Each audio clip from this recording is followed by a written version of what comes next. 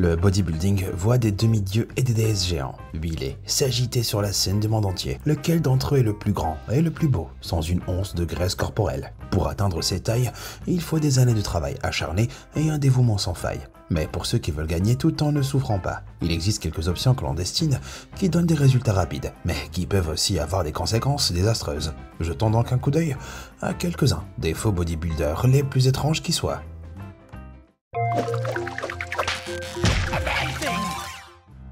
Romario dos Santos Alves. Jusqu'à où iriez-vous pour tenter d'être le vrai Hulk? Si vous êtes Ronaldo dos Santos Alves, cette course folle à un corps de géant vous coûtera presque vos deux bras. Ce Brésilien de 30 ans a commencé à s'entraîner pour devenir culturiste à l'adolescence. Mais à l'âge de 22 ans, deux de ses amis culturistes lui ont fait découvrir le synthol. Cette substance est un mélange toxique d'alcool, d'huile et d'analgésique. Et lorsqu'elle est injectée directement dans les muscles, elle leur donne un aspect hypertrophié. Romario affirme que les résultats ont rapidement créé une dépendance et qu'il a commencé à s'en injecter régulièrement dans ses biceps, triceps et trapèzes. Mais comme vous pouvez l'imaginer, les substances de ce type ne restent pas fluides éternellement. Elle a lentement commencé à se figer dans les bras de Romario, forçant le muscle à se durcir et à devenir semblable à de la pierre. Ses biceps mesurant un gigantesque 63,5 cm, bien qu'il souffrait constamment, qu'il ait perdu son emploi et qu'il ait été maltraité dans la rue. Romario a continué à se faire des injections. Ce n'est que lorsqu'il a consulté un médecin qui lui a dit qu'il faudrait peut-être amputer ses deux bras qu'il a pris conscience de la gravité de ses actes. Heureusement, Romario a depuis arrêté de prendre du synthol. Mais la seule chose que cet aspirant Hulk pourra encore frapper, ce sont ses pierres dans ses bras. Mais c'est moi ou il a l'air un peu vert? Frère Hulk brésilien. Faire de l'exercice est plus amusant si quelqu'un le fait avec vous. Malheureusement, la consommation de drogue semble fonctionner selon le même mécanisme. Il s'agit de Tony Giraldo et Álvaro Pereira, plus connus dans leur ville de Rio de Janeiro comme les frères Hulk.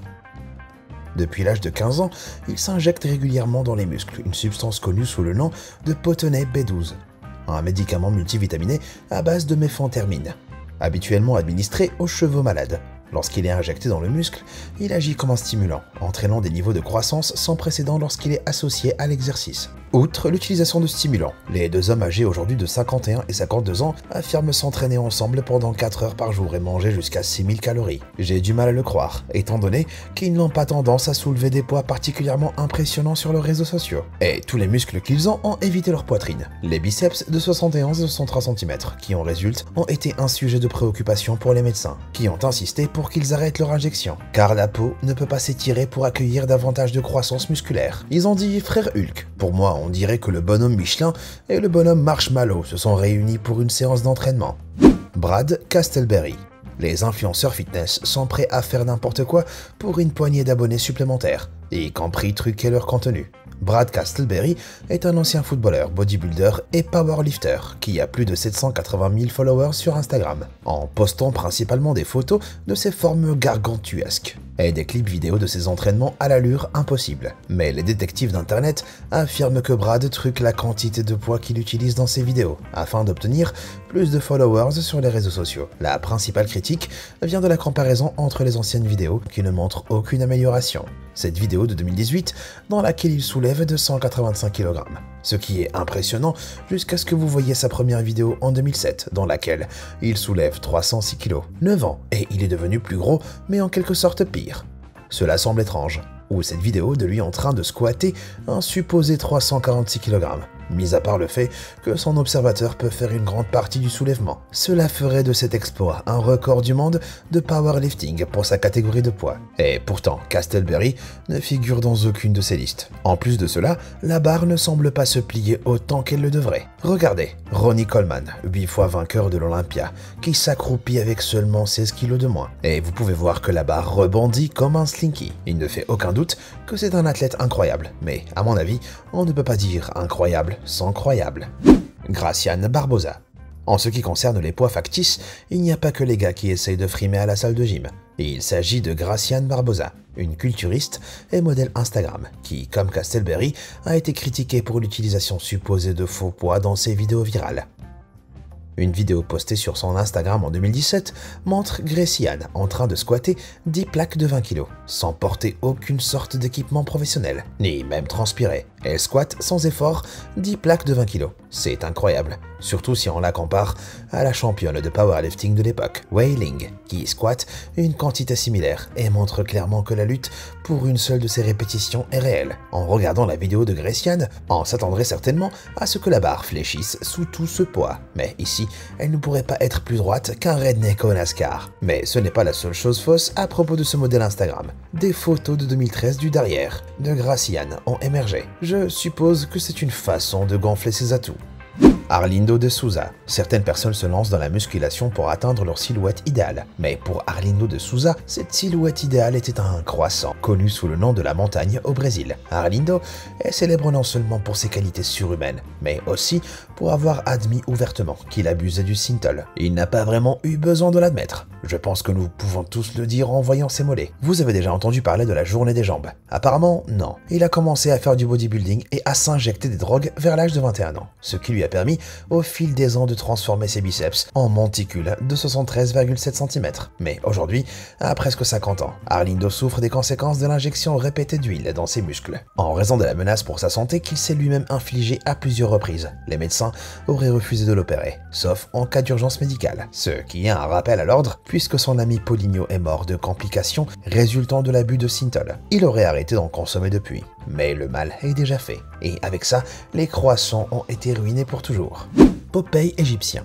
L'abus de substances à des fins esthétiques est un sujet délicat, car l'excès peut donner une fausse apparence. Mais même lorsque la situation est critique, certaines personnes refusent d'admettre la vérité. C'est le cas de Mustapha Ismaili, autrefois connu dans le monde entier sous le nom de Popeye égyptien.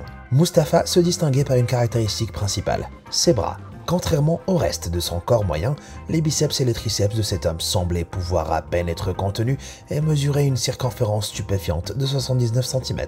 En 2012, le livre Guinness des records l'a inscrit comme ayant les plus gros bras du monde. Mais une telle consommation de drogue ne devrait pas être célébrée, n'est-ce pas? Eh bien, selon Mustapha, en 2012, il s'agit d'une exposition de muscles entièrement naturelle. Alors soit il pensait que le reste du monde était aveugle, soit il délirait assez pour croire que le reste de son corps était proportionnel à ses bras bizarres en forme de bosse de chameau. Le titre a été annulé au regard de cette controverse évidente sur l'usage de drogue. Mustapha a disparu de la scène publique en 2016. Il est probablement en train de sauver Olive Oil. Natalia Kuznetsova. Il faut beaucoup de travail et d'engagement pour devenir énorme. Mais si vous êtes une femme qui cherche à atteindre ses hauteurs musclées, c'est encore plus difficile à cause des éléments naturels comme les hormones et la structure du corps. Mais si vous supprimez ces barrières en utilisant des drogues, tout est possible. Il suffit de demander à Natalia Kuznetsova, à tout juste 28 ans. Cette culturiste russe mesure 1m70 et pèse 102 kg. À titre d'information, c'est le poids de compétition d'Arnold Schwarzenegger. Elle prétend détenir des titres mondiaux au bras de fer féminin, ainsi que des records au développé couché et au soulevé de terre. Bien que les détails restent vagues, car elle a été très cool avec les journalistes sur son utilisation de stéroïdes anabolisants et de bloqueurs d'œstrogène. L'œstrogène est une hormone universellement présente, associée à un développement physique plus féminin. Mais sa présence peut également affecter la croissance musculaire. Le blocage total de l'hormone et la prise de stéroïdes sont plus susceptibles de vous donner un physique plus fort, sans oublier une voix plus baryton.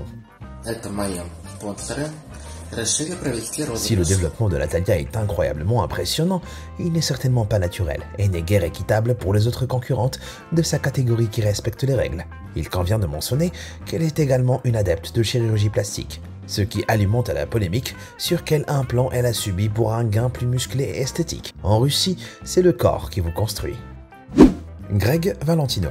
Ne pas s'injecter de substances inconnues semble être une décision évidente, mais si vous avez besoin d'un avertissement contre cela, Greg Valentino est votre homme. Cet ancien culturiste est devenu célèbre pour avoir injecté des stéroïdes comme le propionate de testostérone et l'équiposie directement dans ses bras, transformant ses biceps de 53 cm en un rocher de 71 cm. Il a également injecté ces substances dans de nombreuses autres parties de son corps et est devenu une sorte de figure emblématique de la mauvaise utilisation des stéroïdes. Mais en étant si irresponsable avec les aiguilles, Greg s'est infligé une infection du biceps. Après avoir développé un hématome dans un de ses bras, Greg a tenté de s'opérer lui-même. Lorsque la douleur est devenue trop forte, il a été admis à l'hôpital où son bras a éclaté. La bosse évidente dans son bras a servi de rappel sévère à cet homme d'acier et de stéroïdes. Valdir Segato. Nous avons établi qu'il n'y a rien de bon à injecter du synthol à ses muscles. Mais certaines personnes continuent de croire que plus c'est gros, mieux c'est. Valdir Segato est l'une d'elles. En découvrant le synthol il y a 4 ans, ce citoyen de Sao Paulo a tout fait pour obtenir un physique d'animal de baudruche. Il s'est injecté du synthol dans le haut des bras, le dos et la poitrine dans le but de ressembler à l'ultime compagnon de gym.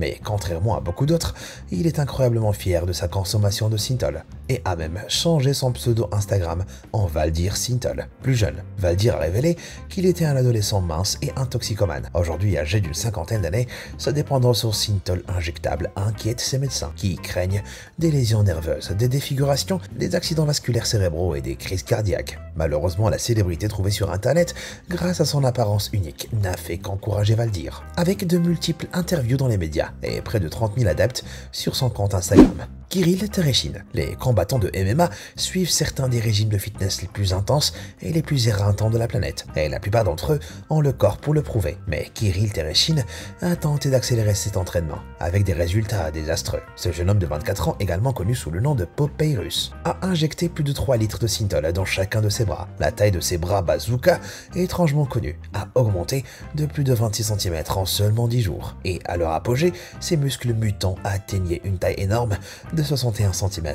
Trouvant la célébrité sur internet avec son apparence bizarre, a commencé à s'entraîner pour son tout premier combat de MMA contre Oleg Mongol. Mais le fait d'avoir des bras lourds d'huile n'a pas joué en sa faveur. Pour montrer à quel point il était dur, il s'est également essayé au championnat international de gifle en 2019. Où il a échoué de manière spectaculaire et a failli se faire essorer comme une éponge imbibée. Mais à la fin de 2019, la douleur qui grandissait dans les bras de Kirill était insupportable et il a choisi de se faire opérer pour enlever les dégâts qu'il avait injectés. 6 litres de cette substance ressemblant à de la vaseline doivent être retirés de ses bras, ce qui nécessitera 4 autres interventions chirurgicales. C'était un drôle d'exploit, mon pote.